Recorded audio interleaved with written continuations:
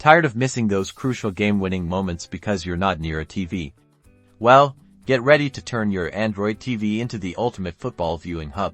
First, head over to the Google Play Store on your Android TV. This is where we'll find the apps that will bring the live action right to your screen. Now, use the search bar and type in the name of a sports streaming service like ESPN, Fubo, or Paramount. Choose the one that carries the leagues and tournaments you're most interested in. Once you've found your chosen app, select it and click on the Install button. Wait for the app to download and install on your Android TV. After installation, open the app. You'll likely need to either create an account or log in with an existing one. Many of these services require a subscription. Browse through the subscription options and select a plan that fits your needs. Follow the on-screen instructions to complete the payment process.